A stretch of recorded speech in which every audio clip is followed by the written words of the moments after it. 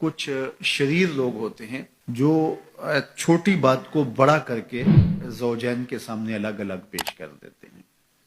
تو طبائع کے اختلاف کی وجہ سے، طبی تفاوت کی وجہ سے کوئی اختلاف ہو سکتا ہے، لیکن اس کو اچھال کے بڑا کر کے دونوں کی نظر میں، تو یہ ایسی بدکاری ہوتی ہے جو مختلف خاندانوں کے اندر مختلف طبائع کے لوگوں کا مزاج ہوتا ہے. تو ایسے لوگوں سے اپنے آپ کو محتاط رکھنے کی ضرورت ہوتی ہے.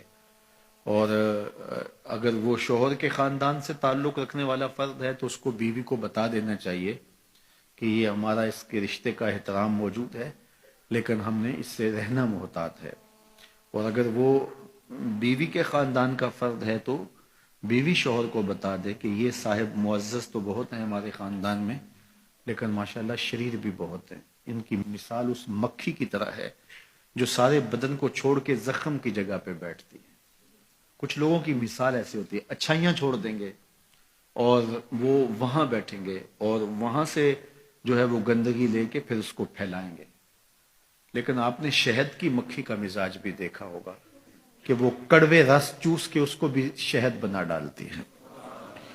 تو اس طرح کے لوگ عمومی طور پہ جو ہے وہ خاندانوں کو توڑ دیتے ہیں اور دو لوگوں کے درمیان فساد اور شر کا ذریعہ بنتے ہیں.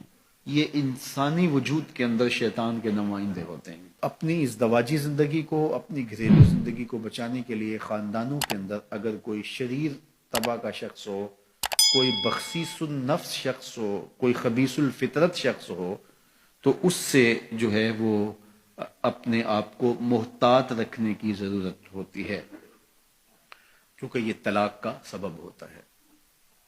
طلاق کا ایک سبب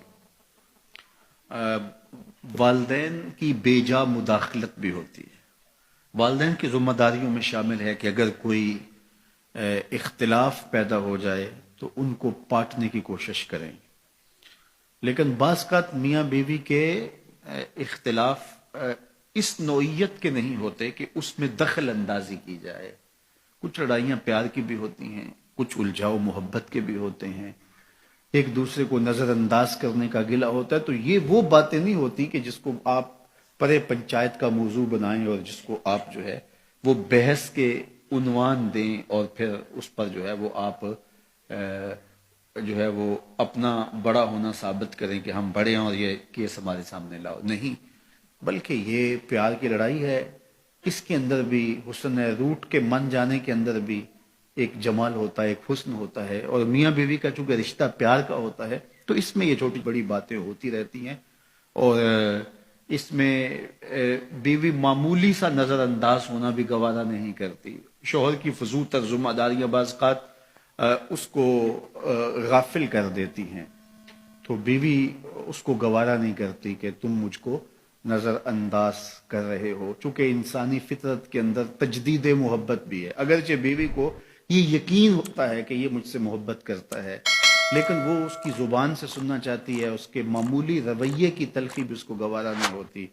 تو یہ ایک فطرت انسانی ہے اور مرد کو یہ سمجھنا چاہیے کہ عورت سے جو ہے وہ اس کا اظہار کرتا رہے.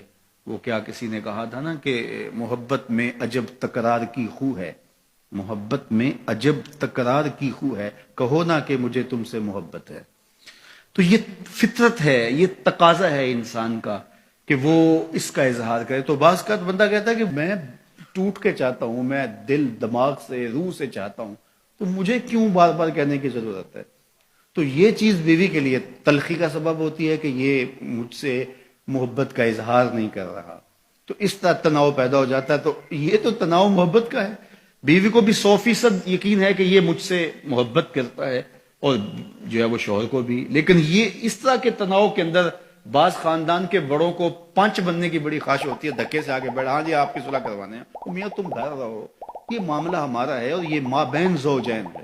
اور جو مابین زوجین تنازع ہوں ان کو مابین زوجین ہی رہنا چاہیے، ان کو دو خاندانوں کے مابین نہیں آنا چاہیے. اور جب وہ مابین قبائل آتے ہیں تو وہ تماشا بن جاتا ہے، جبکہ وہ لڑائی